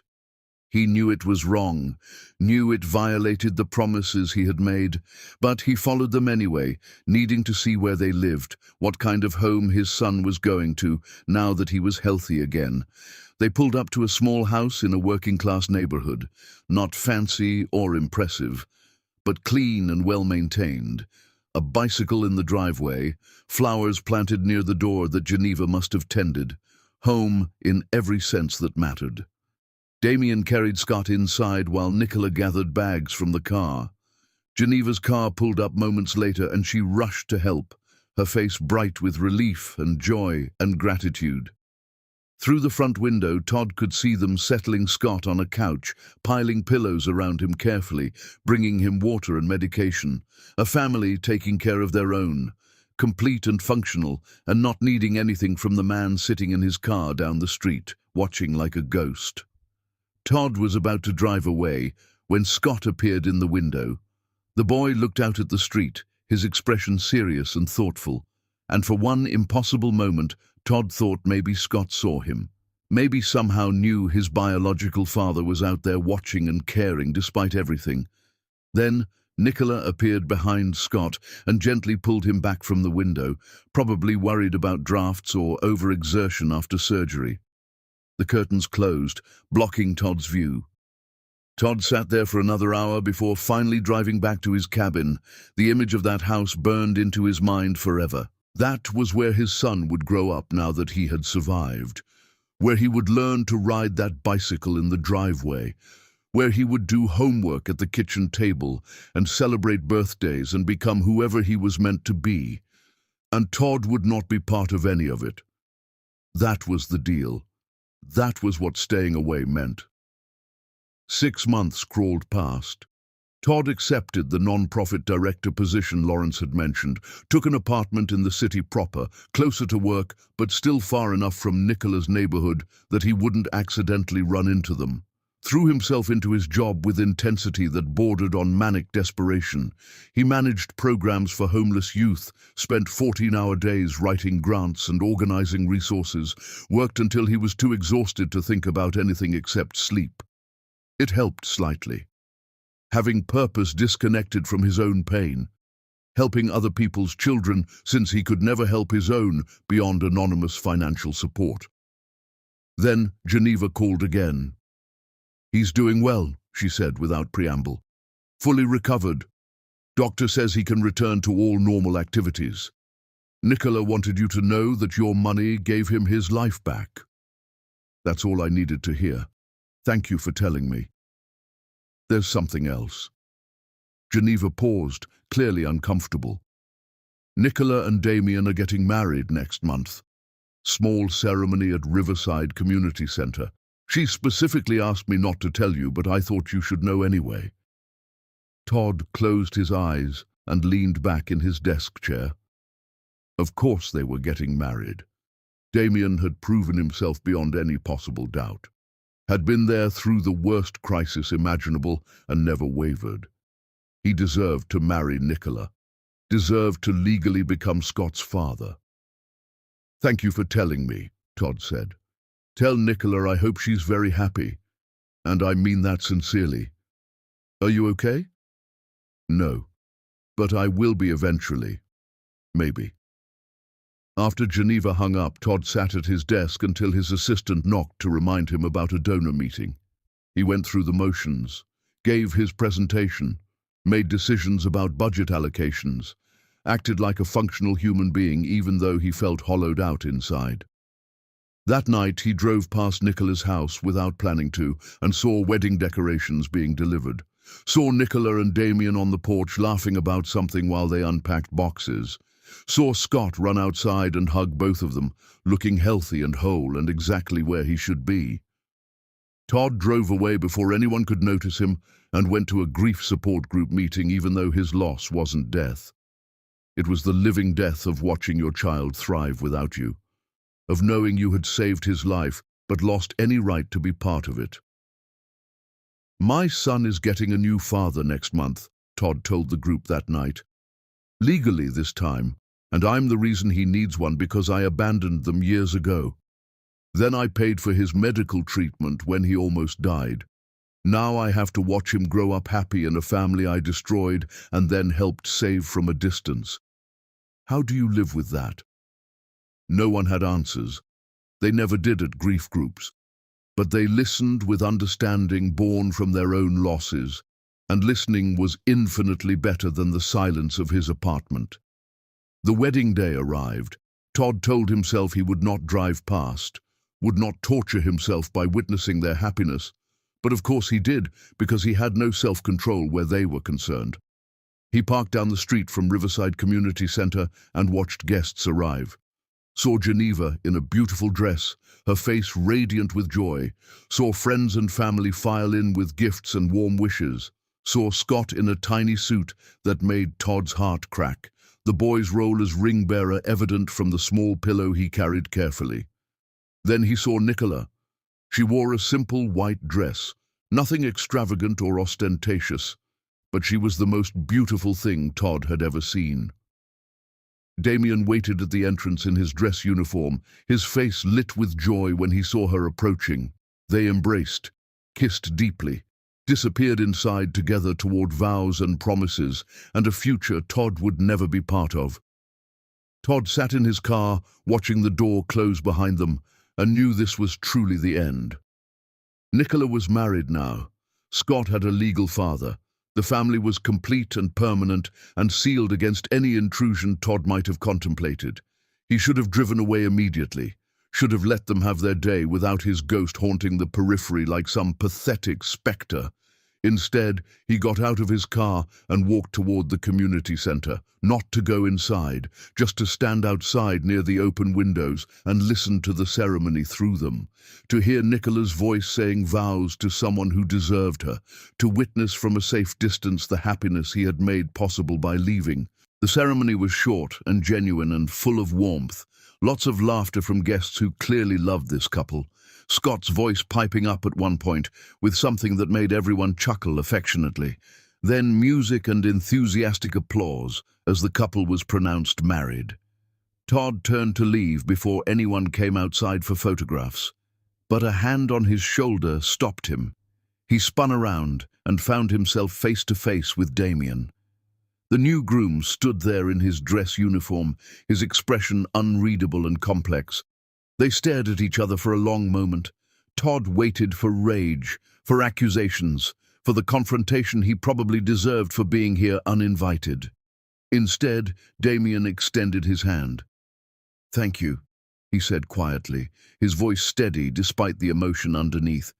"For the transplant, for saving my son's life. My son, not our son, not even Scott's name, my son, claiming ownership clearly, establishing boundaries firmly." Todd shook Damien's hand, feeling the strength in that grip. "He's your son. You earned that right every single day. I just helped make sure he survived to grow up with you." Damien's grip tightened slightly, almost painfully. "If I ever see you near my family again without explicit permission, we will have a very different conversation than this one. But today I wanted to say thank you. You gave me the greatest gift possible when you paid for that transplant. You gave me my son's future. You're welcome, and congratulations on your marriage. You both deserve every happiness." Damien nodded once, a gesture of acknowledgement and dismissal simultaneously. Then he turned and went back inside where his wife and son waited for him, where his life was waiting, where Todd could never belong. Todd walked back to his car and drove to his empty apartment and understood with perfect clarity that this chapter was permanently closed now. Nicola was married. Scott was healthy and happy. They didn't need Todd, didn't want Todd. And that was exactly as it should be. He had saved his son's life, had given him a chance to grow up healthy and loved. That would have to be enough, even though it felt like nowhere near enough at all. Chapter 7. The Letter. 2 years passed in a blur of work and routine. Todd built a life that functioned. His non-profit work expanded until he was running multiple programs. He dated occasionally, though nothing lasted beyond a few months. He volunteered at a children's hospital on weekends, reading to kids in the oncology ward. He thought about Scott every day, but stopped the obsessive drive-bys. The anonymous trust fund continued its monthly deposits. That was his only connection now. Then a letter arrived that changed everything. Todd almost missed it among the bills. But there was his name in careful, wobbly handwriting. The return address was Nicola's house. His hands shook as he opened it. "Dear Todd, my name is Scott. My mum says you are my biological father.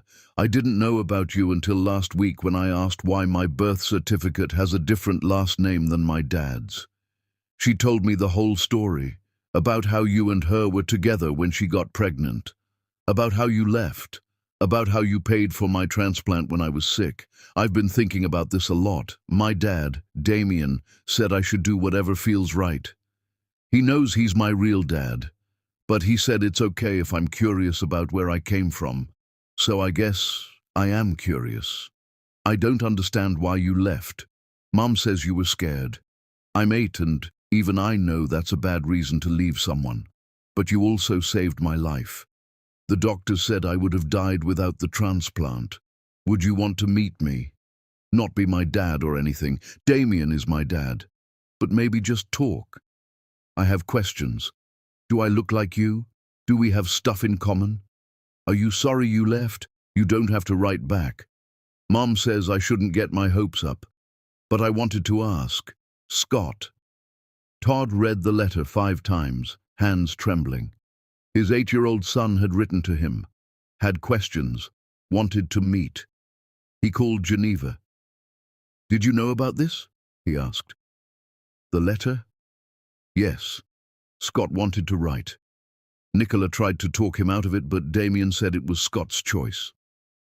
"What do they want from me?" Geneva was quiet. "Nicola is terrified you'll hurt Scott, but she's dealing with the fact that you saved his life.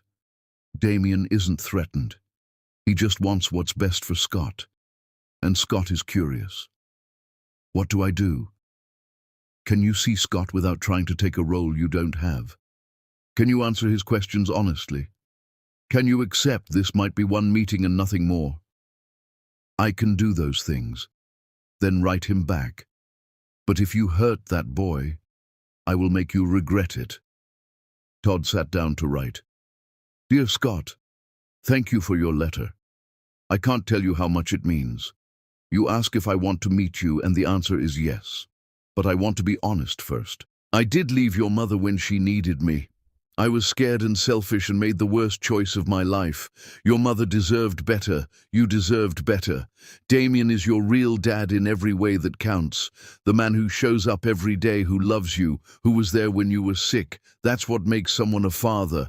I gave you DNA, but he gave you everything else. I would be honored to meet you and answer your questions. But only if your mom and Damien are comfortable, and only if you understand I'm not trying to replace Damien or change your family. You ask if you look like me. You have my eyes, but your mom's smile. I don't know if we like the same things, but I'd love to find out. Yes, I am sorry I left. More sorry than I can explain. Leaving your mom and missing you is my biggest regret. You were never a mistake. You were always wanted. I was just too much of a coward to stay. If your mom and Damien say it's okay, I would very much like to meet you. Todd." He sent the letter immediately, then waited. 2 weeks later, a response arrived. From Nicola. "Todd, Scott showed me your letter. I've read it 50 times trying to decide if you mean it.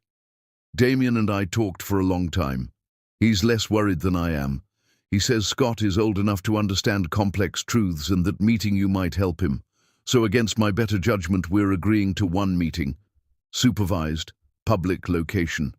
Here are the rules. 1. You don't get to call yourself Scott's father. You are Todd. 2. You answer questions honestly, but age appropriately. 3. If Scott seems uncomfortable, we leave immediately. 4. This is one meeting, might be the only one. 5. No expensive gifts trying to buy affection. 6. Remember Damien and I are his parents. If you agree, we'll meet next Saturday at Riverside Park at 2 p.m. We'll both be there. If you can't agree or can't handle this, write back now. Don't waste our time or hurt my son. Nicola." Todd read the rules 3 times. Each one was reasonable. Each reminded him of his place, essentially no place at all. He wrote back immediately, "I agree to every rule. I will see you Saturday at 2 p.m. Thank you for this chance." Then he waited for Saturday with anticipation and dread. Chapter 8. The First Meeting. Todd arrived at Riverside Park 45 minutes early, his stomach in knots. He had changed his outfit 4 times, finally settling on jeans and a casual button-down. Nothing too formal, nothing too sloppy. He wanted to look approachable. The north entrance was quiet. A few joggers passed. An elderly couple walked their dog. Normal weekend activity, while Todd's world balanced on what happened next. He sat on the bench where he had met Nicola years ago and tried to control his breathing. Then he saw them approaching. Scott walked between Nicola and Damien, holding both their hands. He wore a superhero t-shirt and jeans with grass stains. His curls fell into his eyes. He was taller than Todd expected, stronger looking, the fragile hospital child replaced by a healthy boy. Todd stood, legs unsteady. They stopped 10 feet away. Damien's hand rested on Scott's shoulder. Nicola's grip was tight. Scott stared at Todd with curiosity. "You look different than I thought." "Yeah? How did you think I'd look?" "Bigger, maybe. Meaner." "I'm not mean, just made bad choices." Scott considered this, then stepped forward. "Mom says I have your eyes." "You do? Same color, same shape. Do I look like you when you were little?" Todd showed Scott a childhood photo. Scott leaned in, comparing. "We kind of do look the same," Scott observed. "That's weird." "Genetics are pretty cool." Scott looked up seriously. "Why did you leave my mom?" The question cut through everything. Todd glanced at Nicola, who nodded. "I was scared," Todd said, crouching to Scott's level. "Your mom was pregnant and I knew my life would change. I wasn't ready to be brave, so I ran. It was the worst thing I ever did. I hurt your mom and missed knowing you." "That was mean." "Yes, it was. But you paid for my transplant." "I did. Because even though I wasn't there before, I couldn't stand you being sick when I could help. You deserved to live." Scott processed this. "My dad says people make mistakes, but can try to do better. Is that what you did?" "I'm trying.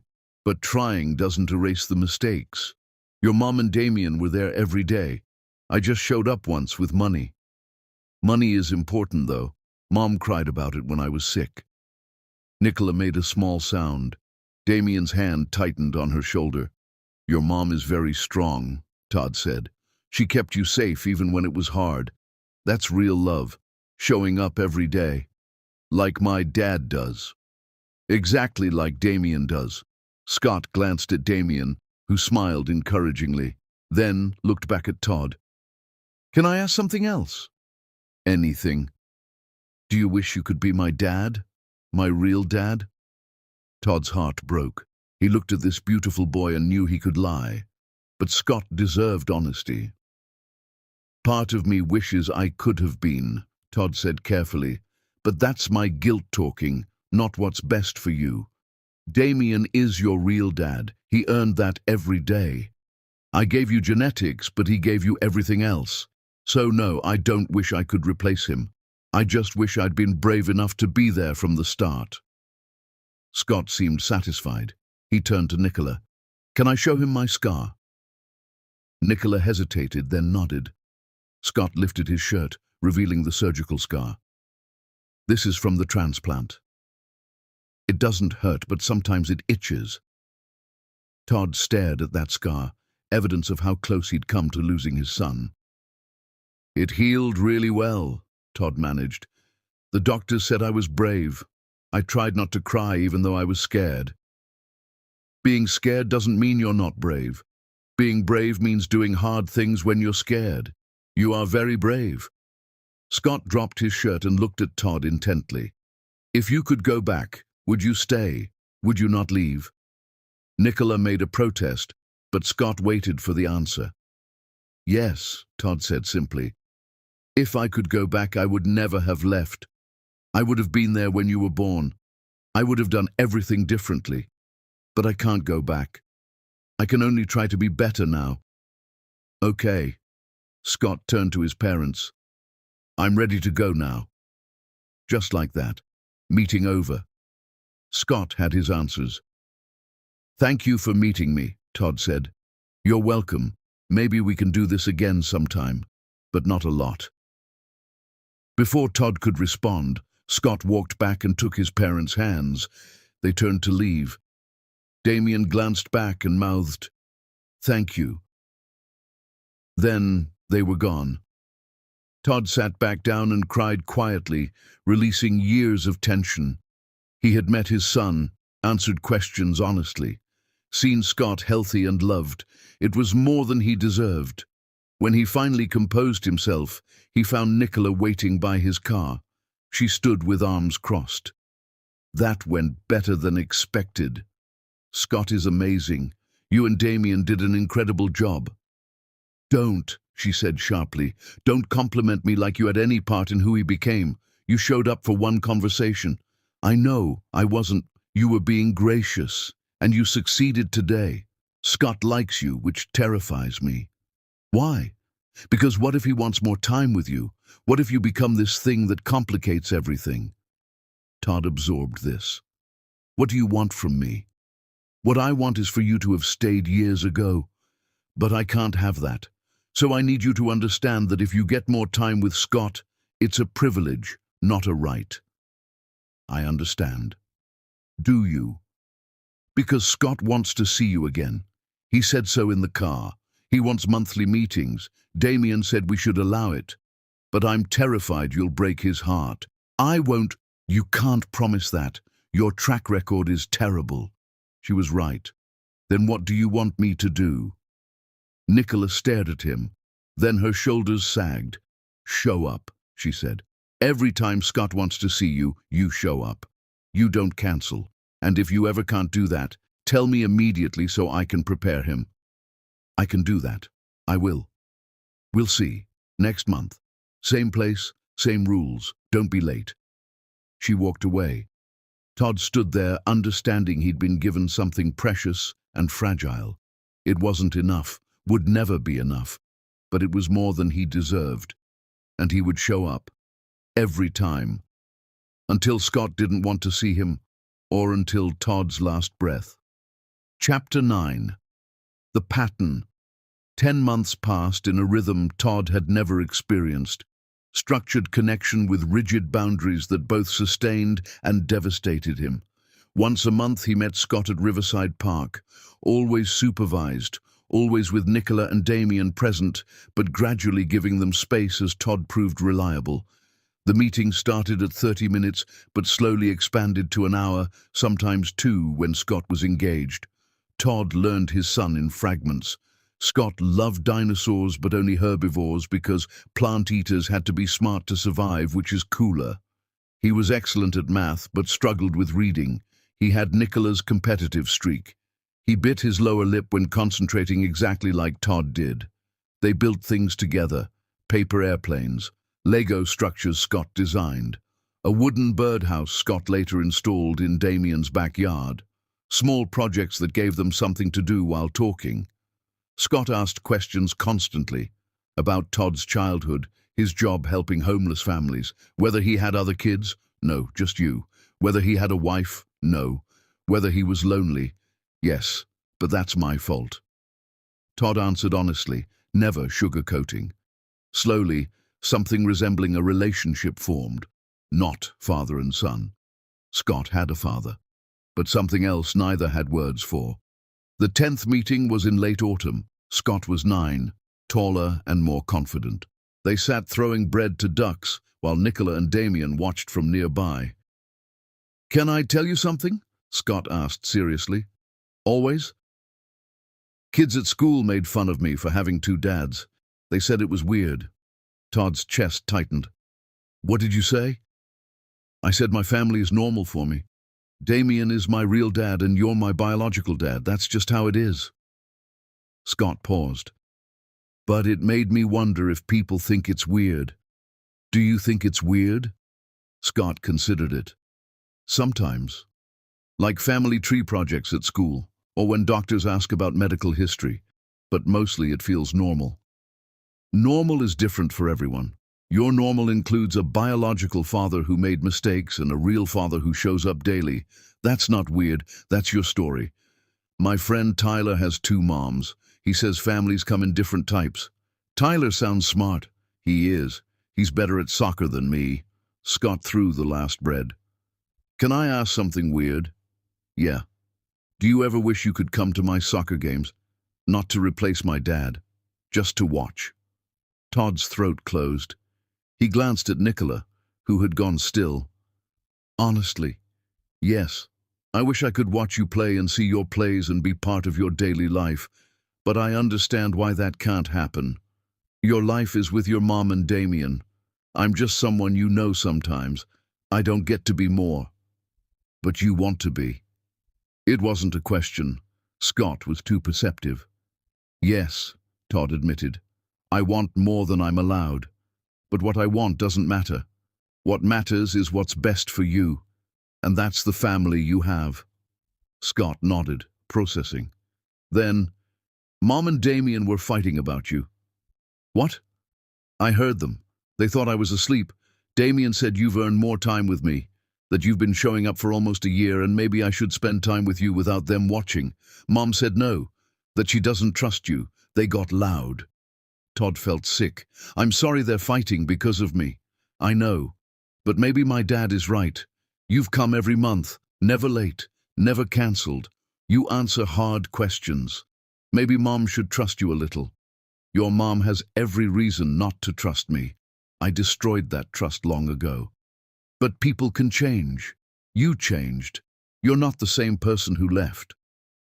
Todd wanted desperately to believe that. "Your mom will decide.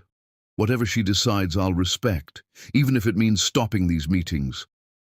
Scott's eyes widened. "You'd stop seeing me if Mom said?" "If your mom truly believed it was best, yes. She knows you better than I ever will." Scott was quiet, kicking dirt. "I don't want to stop seeing you. Is that okay?" The question broke Todd. This child asking permission to want a relationship with his biological father. "It's more than okay," Todd said. "It means everything to me." They sat in silence. Then Nicola called time. Scott stood and hugged Todd. Quick, awkward, genuine. "See you next month." "See you next month."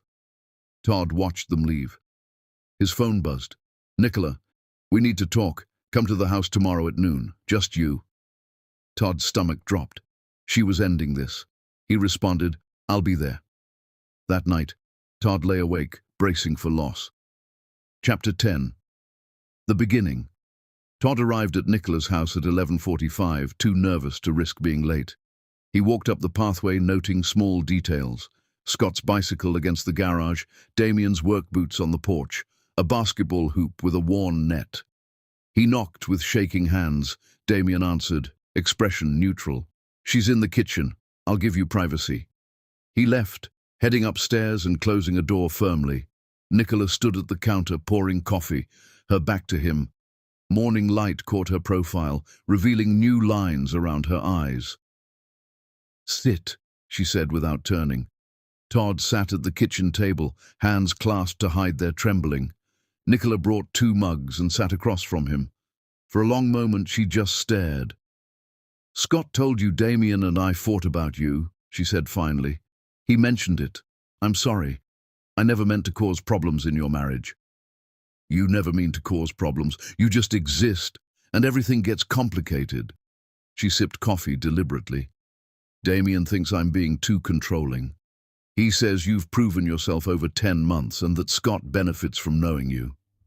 "What do you think?" Nicola's jaw tightened. "I think I spent years building a life where I didn't have to worry about you disrupting everything. Where Scott had stability and one clear father figure. Then you came back and now everything is complicated. I can stop the meetings, if that's what you need." "That's exactly what Damien said you'd say, but I don't want you to just agree with me. I want you to tell me what you want." Todd met her eyes. "I want more time with Scott. I want to go to his soccer games. I want to help with homework. I want to be part of his life in some real way instead of monthly park meetings. I want to know him and have him know me." "And what are you willing to give up for that?" "Anything." "Would you move if we asked? If we said your presence makes things too complicated?" Todd's chest tightened. "If you truly believed it was best for Scott, yes." "Would you sign documents promising you'll never seek custody or disrupt his relationship with Damien?" "Yes, immediately." "Would you tell a judge that Damien is Scott's father in every way that counts?" "Yes, without hesitation." Nicola stared at him, searching for lies. Found none. "Damien wants to let you take Scott for supervised outings. Nothing overnight, nothing extended, but actual time doing normal activities instead of awkward park meetings." Hope flickered, but Todd forced it down. "What do you want?" "I want to protect my son from being hurt, from getting attached and then having you disappear when things get hard." "I won't disappear." "You can't promise that. Life happens, jobs change, people move. You can't promise forever." "No," Todd agreed, "but I can promise I'll tell you immediately if anything changes, that I'll never vanish without explanation, that if I can't be there, I'll give you warning so it doesn't destroy him." Nicola's eyes filled with tears she refused to let fall. "I hate that I have to trust you. I hate that my son wants to know you. I hate that you saved his life because it means I can't cut you out. I hate all of it." "I know. But I see you've changed, that you show up, that you're honest even when it makes you look terrible, that you respect Damien. I see all that and don't know what to do with it." Todd waited, letting her work through this. "Here's what's happening," Nicola said, voice steady despite tears. "You can take Scott to the Science Museum next Saturday, 2 hours. Damien supervises. If that goes well, maybe we try other things. Movies, lunch, normal activities. But the first time you're late, first time you cancel without excellent reason, first time Scott comes home upset because of you, we go back to monthly park meetings. Are we clear?"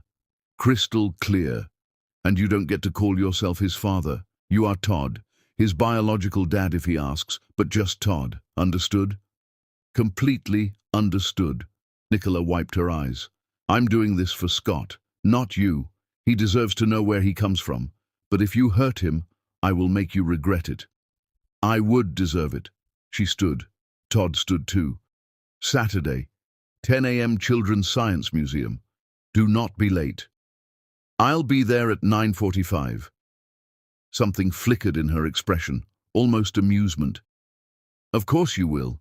Todd turned to leave, but Nicola's voice stopped him. "Todd?" He looked back. "Thank you for the transplant. I've never properly said that.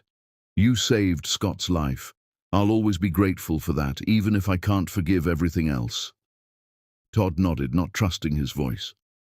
That Saturday, Todd arrived at 9:45. Damien pulled up at 9:50 with Scott, who bounded out excitedly. We're going to see dinosaurs, Scott announced. I heard. You ready? So ready. Damien extended his hand. They shook, silent understanding passing between them. 2 hours, Damien said. I'll be here, but I'll keep distance. But I'm watching. I would expect nothing less. Inside, Scott was pure enthusiasm, dragging Todd from exhibit to exhibit, reading every plaque, asking endless questions. Todd soaked in every moment, Scott's hand tugging him forward, his laugh at interactive displays, how he looked up constantly to make sure Todd was paying attention. At one point, Scott stopped at a genetics display. This is like us. You gave me half my genes and Mom gave me the other half. That's right. But my dad gave me everything else. Yes, he did. Scott looked up seriously. I'm glad I have all three of you. Is that weird? No, that's not weird at all. Near the end, they sat in the cafe sharing fries. Scott pulled out a school project. I made this family tree, he said, unfolding it carefully. I wanted to show you. 2 branches at the top. One had Nicola's name with her parents and grandparents. The other had Todd's name with a photo Scott must have found online. Below both, Scott's name with his photo. But there was also a decorated box to the side with Damien's photo and a note. Dad, not biological but real. What do you think? Scott asked nervously. Todd stared at that tree. His name included, Damien's special designation, Scott's careful attempt to make room for everyone. I think it's absolutely perfect, Todd said, voice catching. You did an amazing job. Some kids asked why I had 2 dads. I said families can be different shapes. My teacher said that was a good answer. Your teacher was right. When their time ended, Damien appeared and Scott ran to him. Dad, we saw the biggest dinosaur ever, and Todd bought me a pterodactyl book. Damien caught him easily, glancing at Todd with what might have been approval. Sounds like you had fun. So much fun. Can we do it again? We'll see. Before leaving, Scott turned back. Thanks for today. I'll see you again soon, right? Right. Todd watched them walk away, Scott chattering to Damien, Damien listening with complete attention. A father and son heading home. And for the first time, Todd didn't feel destroyed watching them leave, because he would see Scott again, not as much as he wanted, never as much, but enough. Enough to know his son, enough to watch him grow, enough to be part of the story, even if never the hero. That evening, Nicola texted, Scott hasn't stopped talking about the museum, same time next month. Todd responded immediately, I'll be there. And he would be. Every month, every outing, every moment Scott was willing to share. Because that was what showing up looked like. Not grand gestures or dramatic redemption, just consistent presence. Day after day, month after month, building trust one small moment at a time. It wasn't the ending Todd would have written. He wasn't forgiven, wasn't Scott's father, wasn't part of Nicola's life beyond these negotiations, but he was here, and Scott knew him, and that would have to be enough, because sometimes the best you could do was accept you had destroyed something precious and spend the rest of your life grateful for whatever small pieces you were allowed to hold. The end.